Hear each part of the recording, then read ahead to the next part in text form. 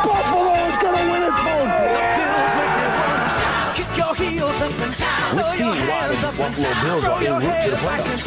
Come on now, the Bills are making it happen now. Stand up now, come on and shout. Yeah, Buffalo Bills go undefeated. And we're going to the Super Bowl. Right Yeah. now, baby. Say you will. Come on, come on. Say you will. No one Come on circles the and wagon shout. like the Buffalo Bills. Yeah. All right, we are back. And we're live. We're here. We know this is what the people want. And we're here to give it to the people. And we're excited today for our recap of our draft, 2021 draft. The NFL, but primarily the Buffalo Bills. And I'm excited. We got, 4 with us today. Last draft show we had 3. Today we got 4. My guy, a.k.a. Rad, all-purpose Rad. Rad, what's up with you today, man? What's good, bro? We're getting closer to the season. The draft started, so I ended. I'm just happy to talk about the draft and talk about this Bills, man. Let's go. Absolutely. And my guy, yes, Auntie, to answer your question, and my guy, Matty Ice, a.k.a. Matt Covid, a.k.a. Matt the Scammer, a.k.a. Matt the, pressman. Matt, what up with you, man? Not much, man. I got my second COVID shot today, so a couple weeks and I'll be COVID free, fully vaxxed, ready to Vaccinator. mingle. Okay, vaccinator. Okay. All right. I guess he not Big Matt. vax. You know what I'm saying? No more Matt COVID. We got to figure out another name for him, but shout out to him. And then we see he trying, I don't know what he's doing down there, but, Hologram Mills. For sure, hologram Mills. Few fire in between, but our guy, Mills, a.k.a. Millie, a.k.a. Mr. Postman. Mills, what's up with you, man? What up, man? You right, man. My picture quality is, I don't know what's going on. I'm in this hotel. Yes.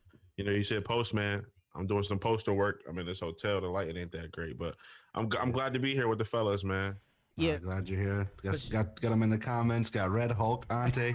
Is what they call him. For sure. Mills, he's in Rochester, so we don't really know where he's at. But shout out to Mills. Shout out to Rochester. yeah, quote unquote. Shout out to him. But listen to the people. We appreciate everybody who on. Let us know where you coming from in the comments. What side of the city? If you from, Buffalo. If you're not from Buffalo, let us know where you coming from. But before we get into the show, Matt, let the people know who's this show sponsored by. All right, man. This show is brought to you guys by none other than Buffalo Wing Kings. Buffalo Wing Kings, there's 2 things the guys here at OBP know. That's Bills football and that's wings. Buffalo Wing Kings, they have over 101 different flavors. School is in session with those guys. Definitely make sure to tap in with them. They're going to be sure to school all the other wing places around. With over 101 different flavors in their Wing of the Month special, they'll just be sure to knock it out every time. I got them the other day when they reopened, because they're open now, so go check them out. But I got them the other day and they were amazing. They're located at 484 Elmwood. Give them a call at 716-248-1427 and find out why they say and we know that they got the best wings in town, hands down. For show. Yeah, absolutely. It rhymed. Sorry. Shout out to Buffalo Wing Kings. Shout out to all of you listening. We're going to get right into this draft recap show. Exciting draft. What's up? So actually, I forgot to add in the most important part. When you go to Wing Kings, make sure you drop our name. Absolutely. You get 10% off your order. Mention the Overdue Bills podcast, and they'll take care of you. They took care of me last week, and I appreciate those guys for everything. We're gonna be on with them all season. So be ready to go get some wings, man. For sure. Definitely drop that name, Buffalo Wing Kings. You know what I'm saying? Overdue Bills. We out here. We making moves. But listen. Quick question of the day. They don't know the quick question. Normally they know it. They don't know it this time. But it's going to be a simple question. And the question is,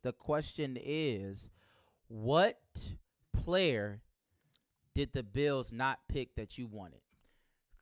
Simple. You can name the player. It was one player that the Bills did not pick that you wanted bad. We had a chance at picking. Not a chance, but we had a fairly good chance of getting him. It's obviously not Trevor Lawrence or you know what I mean, something like that, Yeah. or Waddle or anybody. But like somebody realistically, a Bills, we passed on them to get another player. What player was that for you, Rat? I was a big fan of Elijah Moore. You know, the speedy receiver, Purdue. I believe it's Purdue, right? So I wanted him. I thought Ole Miss, I think. Ole Miss. Yeah. Is Ole Miss? Okay, my bad. Ole Yeah, Miss. yeah. Elijah Moore. I wanted him. I thought he was fast. I thought he was quick. I thought explosive guy. I know we got Emmanuel Sanders, but I just wanted and Gabe Davis. Shout out to Gabe Davis. But I wanted another McKenzie. stretcher. Okay. I wanted somebody more wide receiver. McKenzie is a gadget guy, but I wanted him more of a wide receiver like an Elijah Moore. But he went to I think the Jets. So it is what it is. But I wanted Elijah Moore. I thought he was gonna go. Somewhat in offense early. I know he's gonna go defense, but I thought he was gonna go offense, address the offense, maybe another pass catcher of some sort, but we didn't. But it's all good. But Elijah Moore is the guy I wanted. Matt, what's up? I liked Brevin Jordan. I think we needed another guy at the tight end position. He went to Houston, so he went a little later too than I thought he was gonna go. So I think if Deshaun Watson gets out of that jam, he's gonna have a good new target in him though. He's a real athletic tight end, big dude, 6'4", can run he can run. He can do just about everything that Kyle Pitts could do. So I liked him a lot, but obviously we passed on him. Mills, one guy. Listen, I might pronounce his name incorrectly, but I was looking for the DN from Georgia. Was Aziz Lowry? I think that's his name. Yeah. Yeah, Lowry or something. Yeah. I think he went in the second round. I thought we was gonna go after him. He had a little bit, more of a college career. I guess I can say that he played more than one season.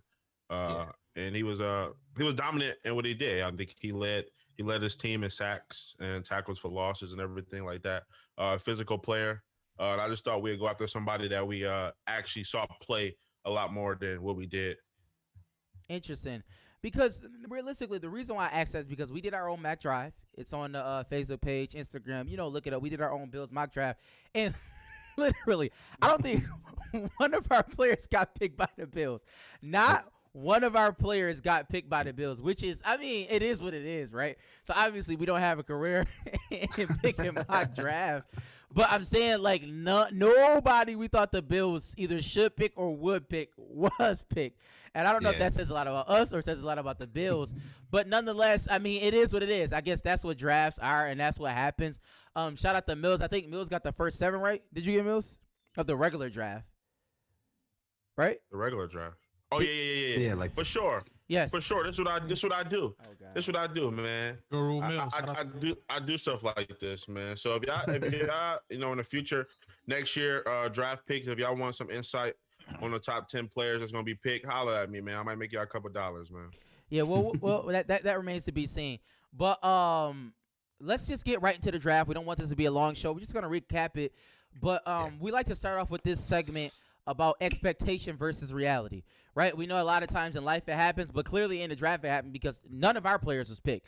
So I'm going to Matt first. Matt, we're going to talk about expectation versus reality. What you expected and what really happened. How did you feel about that? I know you talked about the Bills needed a tight end, and we're going to talk about, who the Bills picked and about needs and things of that nature a little bit later.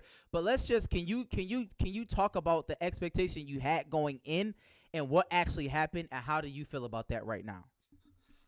Well, as far as the first 2 rounds, the first 3 rounds, I didn't expect us to get, 2. It's definitely not 2 of the same position. And then in our 3rd round pick was it Tommy Brown or what was his name, or Spencer Brown? Spencer Brown. Our Tommy Doyle was our other pick. That's what I was getting confused. But Spencer Brown, I wasn't expecting to get a tackle with re-signing, Darrell Williams and then D-Doc, just signing that contract and then just bringing in guys in free agency. I wasn't expecting to address that position in the draft. And then going, at 30, we all said it was a luxury pick. There was going to be no surprise at which position was taken there, right? Unless they drafted like a quarterback or something. That didn't really surprise me. And that, I think it was a good pick at 30, but I didn't expect us to go right back to edge rusher in the 2nd round either. So that was they definitely didn't go with my expectation in the later rounds, but in the first round, it kind of was what we all expected, right? There wouldn't have been a surprise had they gone another route of the positional needs we addressed on the pre-draft show. Absolutely.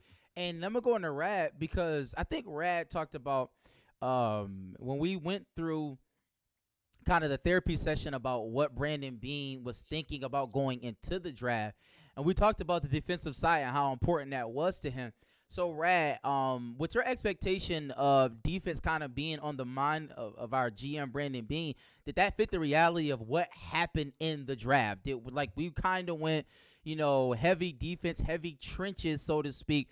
Was that your expectation, and the reality is what happened? Do you feel that way? I mean, it wasn't necessarily my expectations. As I said earlier, I thought we was going, go get another pass catcher. But I mean, I'm not mad at it. I think our biggest weakness was pass rushing. I think that's without a doubt. You can see, we was like bottom 5 in like sacks if we didn't blitz or something like that. It was bad. We were bad. We were a bad team as far as getting to the quarterback. And the guys we got on there besides, the ones we just drafted, Hughes was getting old, Star, like these people are getting old. They need to be replaced. In the last 2 drafts, he went after pass rusher. So I'm not mad at that. I think it's smart to go in the trenches. And it's very similar to how I feel about quarterbacks, man. You keep drafting a pass rusher till you find one, till you get an elite one. Keep trying. I'm not mad at that. I'm never gonna be mad at passing and drafting a pass rusher at all. So I understand. And let me go to Mills. Because Mills, and we're just gonna dive right into the picks, right? And just for people who may not have seen or may have been under a rock, we got 2 edge rushers, 2 DNs. Gregory Rousseau from Miami, that was the first-round pick. Carlos Basham, second-round pick from Wake Forest. He was an edge rusher. Spencer Brown, offensive tackle. Tommy Doyle, offensive tackle. Marquez Stevenson, wide receiver from Houston. Damar Hamlin from Pittsburgh. Some people say he's pretty good. Who knows? Rashard Wild Goose. They say he had the best name in the draft. He was a cornerback at the 6th-round pick. And Jack Anderson, which is another guard. So, I mean, you see where we went. We went trenches and we went defense. So, Mills, let me ask you this because I see a comment in here.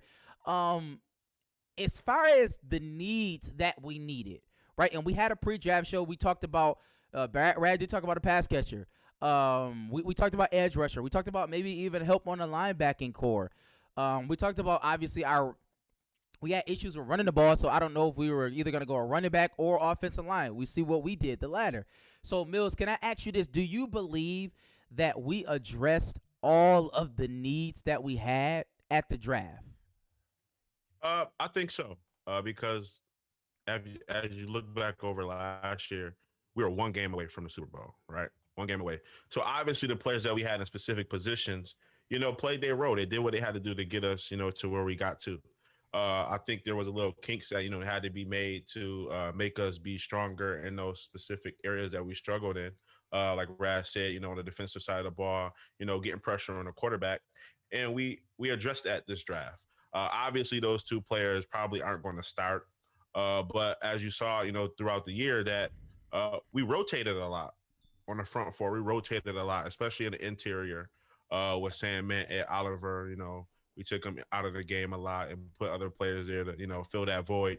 But I see a lot of rotation coming at that specific area of the field, on the defensive line, as well as the offensive line. We know those players definitely aren't going to start. Like Matt said, you got Dawkins still there and Williams and everything like that. So, but I think that we did to get ready for, the years to come, because we really didn't have that much that we had to fix, from last year besides our confidence. We went into Kansas City and we weren't confident at all over the field. And we looked like we just didn't belong there.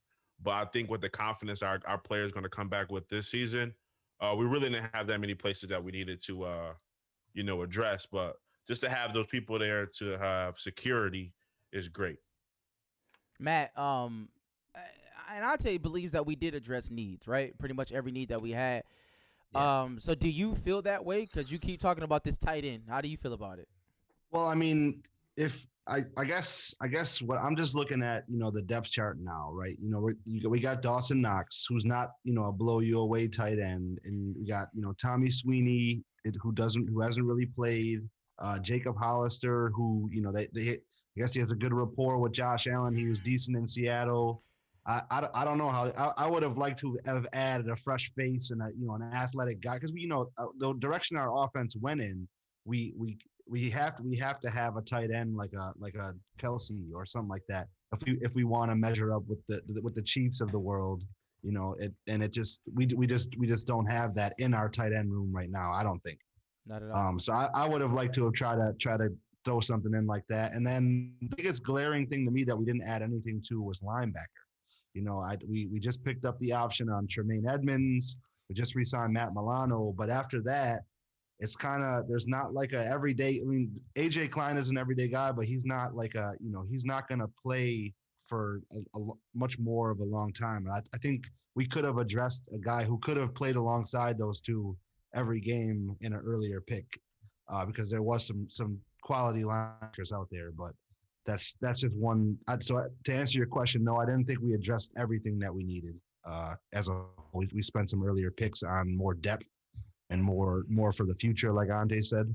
So that's where I'm at with that. Okay. And we're gonna talk about strategy in a minute, because it seems like Matt doesn't necessarily agree with the strategy we have. But Rad, as far as the need, we understand Mills said it, we're a game away, right? And we saw what the Tampa Bay Bucks did to the Kansas City Chiefs, right? They had edge rushers. Literally, Pat Mahomes could not look to see anybody because he was under pressure all game. But at the same time, we understand that offense is a huge part of the game, right, moving forward. And it doesn't seem like we necessarily address that in those power positions, running back, wide receiver, tight end. And you talked about having a wide receiver. So do you believe that we address all the needs? Did we even go? Do you think we went into the draft thinking in that way, like, to address all the needs? How do you feel about that? To be completely honest, I wasn't as bad as on our running backs as others. Like, obviously our senior writer go look at the his article that just came out a couple days ago. But go on our overdue Bills pod. Go look at Mike's article. But I'm not necessarily, I know we didn't have a great showing last year, but I think it was more so scheme. I think for me, it was more so scheme fit. And I think our running backs are going to be okay. And I think, I think our running back, and the fact that we drafted O linemen, maybe we might run a little more, a tick more, not a lot more, but maybe a tick more possibly. I don't know. We'll see. But in me wanting a pass rush, me wanting a pass catcher, another pass catcher, I don't think necessarily it was a need per se. I think it was something that we can be more dynamic and compete with, the Chiefs, obviously. So I get, in some ways you could say that is a need. And no, we didn't hit that, but I mean, I don't know. I think this draft, for me, it shows me that Bean drafts in a way that he believes that, my coach is going to develop players. They believe in player development more so than any other thing. So I think, when they drafted Rousseau in the first round, I think that was more so of he got a high ceiling, and we're going to develop him based on what we did with Josh, and how you feel about Edmonds, how you feel about Milano, how you feel about the offensive lineman, like how you feel about how we developed our players, our core players, is people we drafted or we signed and we developed them. So I think that's the mindset Bean has, and at this point, and I respect it, and I can't say nothing against that. We have developed players at a high clip. Okay, and so I mean that lends itself to draft strategy, right? Bean came in with a strategy, and from my understanding, the first two picks, most of the pundits and the aficionados, the experts had first round grades on these two picks, right? These two edge rushers had first round grades. Some people have Basham ahead of. Absolutely, yeah. Some people had Basham ahead. I think on a lot of publications, I've seen him at an 86 grade, and Russo was at an 84 grade, and that may have been because he didn't play, season. Nobody's seen him. But but even still, with that being said, us drafting the edge rusher, going depth, and us going offensive line, understanding that Jerry Hughes, Mario Addison, 34 years old. Will we sign them? Will they want more money in the near future? Next year, I think their contract is up. And, Dawkins and our offensive line is in a transitional period. And, are we comfortable with Brandon Bean, realistically, he drafted for the future as well. Right. Like, I mean, we don't know if this is going to have a great impact, and I'm going to ask you that question later, but he drafted for the future. Like, we went depth, but realistically, we're going to have these players for 3 years if they're even if they're decent. So, Matt, how do you feel about Brandon Bean, quote unquote, not chomping at the bit and trying to quote unquote win now, as some people may suggest? Because the win now move is what? Travis Etienne, right? Going after a running back, maybe moving up, trying to get a I mean, I'm just saying, like, I'm just throwing things out there that I'm hearing. Do you feel as though that this draft strategy of drafting for the future is something that you wanted, or do you not? Well, I mean, even I think with our first pick is a win now move. You know what I mean? I think, Greg Rousseau, he probably would have been a top 10 pick had he played last year, I think, because he was behind Chase Young. He was behind the number 1 pick in Chase Young, or, you know what I mean? And the year that he played, he took the year off for COVID to help his mom not work. You know what I mean? So he took that year off and didn't have game tape, but the game tape he has, I think he would have been a top 10 pick had he played for the U this year alongside Jalen Phillips. You know what I mean? Like, those two together, he would have dominated. But anyways, so that to say that, I think that he did draft, the one player away, because that was a glaring issue for us. Was we couldn't get to Mahomes. You know what I mean? We couldn't even touch him. And I think having a guy like that, if he turns out to be, 75% of, what he could have been, or what he would have been in college, or, just his physical, his stature. He's 6'7", 260. He's an athlete. He gets to the quarterback. I think he had 17 tackle for losses. Like, he wasn't a joke in college at all. So for that, I think that he did draft like a win now type of player in Greg Rousseau. Down the line, I don't really love like the for the future picks, because I think he could have added a couple more of those one player aways, but that number 1 pick for me was showing that he wants to win now. So, Mills, how do you feel about when people say that Brandon Bean went into this draft with the strategy of drafting a basketball team? Because we 6'8". I'm just saying, like, it has been said out there that he's drafting a basketball team because he just wants tall people. But Mills, how do you feel about the strategy? Are you okay with the 2 defensive ends? Are you okay with the offensive lineman? It's sort of somewhat people say a boring draft. How do you feel about that, Mills? When you think football, you know that everything starts up front. In order for your linebackers to be good and your linebackers to have a good game, it starts with the front 4. If they can get pressure and open up those holes for the linebackers to get good vision, they can get pressure on the quarterback by blitzing, A, B, C gap, and see the runner when the runner is, getting the handoff and stuff like that. So that improves your linebacker game. Offensive line, the greatest quarterbacks, I take that back. Good quarterbacks, they get time in the pocket. When you can get some size up front. No, you had it right. The greatest quarterbacks get time in the pocket. Period. Yeah, but I mean, you got something that can get the ball away in half a second and be great. You know what I mean? But it's a dime a dozen. But yeah, the great quarterbacks, they get time in the pocket. So when you got those, when you're addressing those people up front, and you get some strong players up front that's physical, that can handle business, it improves everywhere else. If your quarterback can get more time in the pocket, you can get more passes downfield. The chance of him to make a broken play, a touchdown. And on the defensive side, you get that pressure on the quarterback. It gives that quarterback a chance to throw turnovers, to not be able to take the pressure, and, we can capitalize on mistakes and stuff like that. So it may be boring to us because we expect, things that may shock the world. You get that player that's going to be just amazing, because we think skill players. When we think draft stuff like that, all we want to see is skill players. We want to see players that's going to get the ball and run a 4-2 and score a touchdown. But when they get down to the nitty gritty, you got to take care of business up front. So it was a good draft. So Matt, I like the strategy. Will you think that this draft, will it have a big impact on this upcoming season? Right. And what I mean by that is, will any of these players, will we hear their name on Sunday in a big moment? I know it's hard to project this, obviously, because it's hard to project for the NFL, experts to do it. But I'm just saying, do you think with what we did and the direction we went, Will this have a significant impact on the Buffalo Bills moving forward this season? This season, I can say I'll say yeah, because I think that if Russo has a good offseason and he gives us who was our leading sack man last year?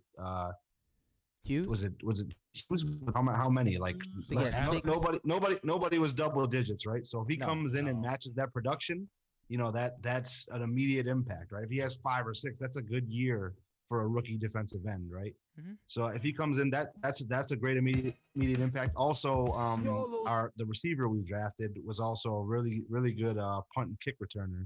We lost Andre Roberts this year. Him and Isaiah McKenzie are going to be fighting for that spot, I think. And he's the kind of guy that if you miss a tackle on him, he's going to go because he's fast and he's out. So I think those two for sure. The other ones I'm not quite sold on yet. Okay, Rad. Do you think this draft will have a great impact on our season?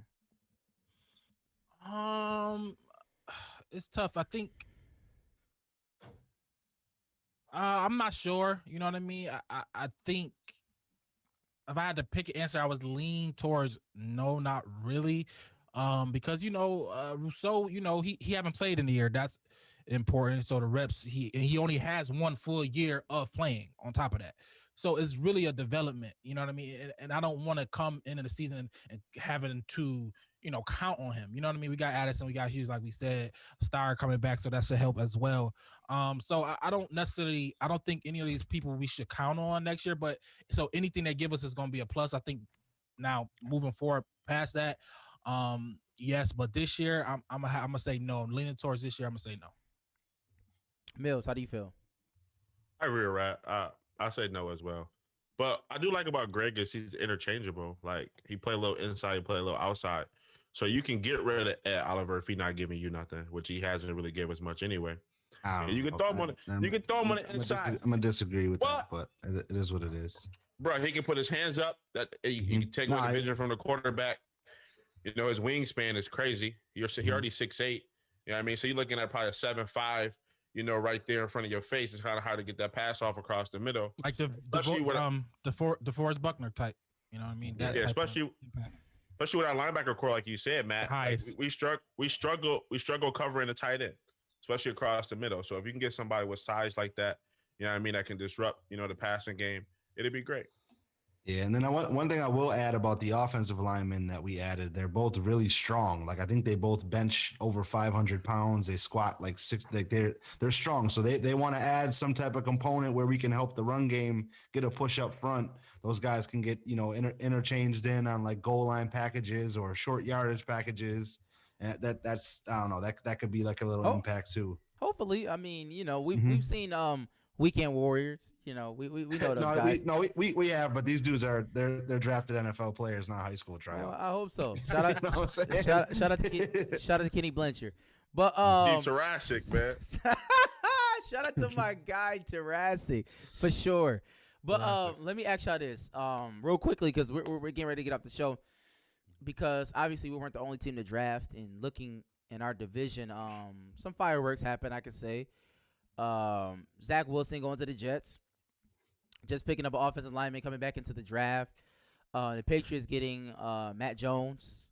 Some people say he could have been the 3rd quarterback off the board. You know what I mean? Some people say he wasn't that good. And we look at Miami, Jalen Waddle and Jalen Phillips. I mean, we talked about, Greg Russo, but Jalen Phillips actually was really good this past year in college. Mm-hmm. And Jalen Waddle, him being speedster and just an all-around great receiver, from Alabama.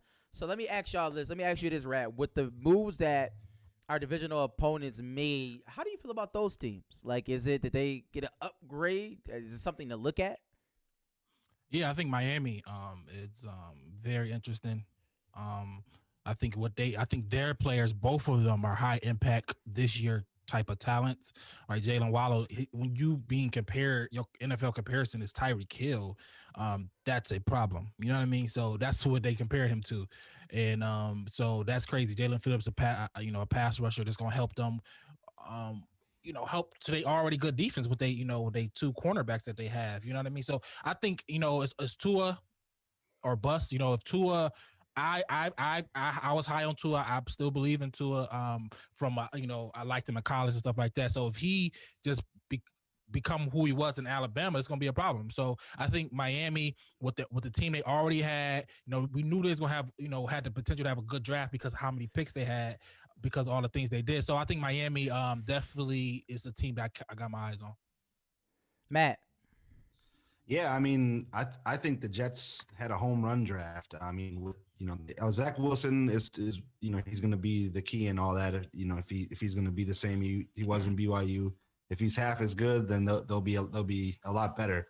And then they bolstered that offensive line with the guy from USC, and then they got Rad's guy Elijah Moore to go on to that wide receiver core that was pretty hurt last year, and then the running back from North Carolina, who that three-headed monster there. They were really good. So I mean, I think those guys are going to come in and make an immediate impact on the division. And then, Miami, they got the guys. I think they got it right. And then the Patriots, they got a really good guy in Christian Barmore, defensive tackle. Belichick, that he just makes defensive players play really well, and he's got guys coming back. So I'm going to be more scared of their defense than anything this year. I'm not really scared of Mac Jones, but definitely their defense. So that helped them out. So, Mills, you don't think any of those quarterbacks will give us any problems this year? Well, no, not Mac Jones, because Cam going to start. And I think Cam going to have a decent season this year, especially starting out. If he don't make it to the end of the year, but I think he'll start out, pretty good. But the Jets, I mean, man, I like the Jets. I like Miami too, because with Waddle and Tua, you get that chemistry back because, they played together in college. So, you get you get a little more comfortable out there because Tua wasn't that good last year either. But you get a little more comfortable. You got people that surrounded by that you've been around for a while. But the Jets were just terrible last year. Like, they were terrible. And then when you got all these people that's coming on board that's like, new to the league and everything like that, and they just want to have that when they say your first impression is most important impression, like, they gonna come out there and they all gonna want to ball. Like, you got players all over the field that has the potential to just start, and they have the opportunity to just be amazing players. And I think that's what they're gonna do. They're gonna all put forth their best effort. Not saying other people don't, but they're going to try to make a name for themselves all the way around, running back, quarterback, receiver. And I think they're going to have just that willpower to keep fighting. And I think that they have the opportunity to be a good team. Cool. I think the Jets, I think they're going to be improved. They're going to play better. I think moving on from Adam Gase to Robert Saleh, different culture shock, different type of thing. He reminded me a lot of McDermott a little bit, like defensive coordinator, very about culture, very about team camaraderie. But I just don't think they got enough talent. Like, it's not last year they were bad because I think they were bad coach, but they didn't have players. Who was their best? Their best running back was Frank Gore. Like, yeah. So Frank Gore is their best running back. So. And I know they got the North Carolina, but I just don't think, I think the culture and all that stuff helps and everything, but talent matters as well, especially in this league, especially in our division. I think our division is pretty good. I think we got to run a pretty good division this year. The Jets are definitely going to be last to me. And not because the draft wasn't good, just because they lack of talent. They don't have talent. So they signed Tevin Coleman this year too. So that's okay. It's better than what they had. It's better what they had. You're right. But again, Corey Davis too, and you're right. Some players. They got a little better. You're absolutely right. They got better. No, for real. They got a little better. It's better than what they had, and it remains to be seen. But even in moving forward, we'll see how things work out. And we just wanted to give a little draft recap show. We didn't want to take up all of your time. We definitely appreciate you coming on today, and just be on the lookout for everything Overdue Bills. I'll be getting ready to have some amazing interviews with a lot of Bills fans, a lot of people that you've seen, on the publications. And, you know what I'm saying? We're getting ready for the season because it's going to be a great season for us, great season for the Bills, great season for all of our, fans. And let me say this. Please check out our website, overduebillspod.com. Check out our senior writer, Mike. He's putting out amazing content on that platform, and we're getting ready to dole out this year's, merch. Please be on the lookout. We coming full force. You see me and Matt with the hats. We sporting it. Rad, new color scheme. Listen, we getting ready now. We getting everything ready for the season. And it's about to be crazy. It's about to be crazy. You know what I mean? So, with that being said, we appreciate all of you. And shout out to Buffalo Wing Kings for being this presenting sponsor for this particular show. And as customary, as we end every show with a little hey, hey, hey, hey. Hey.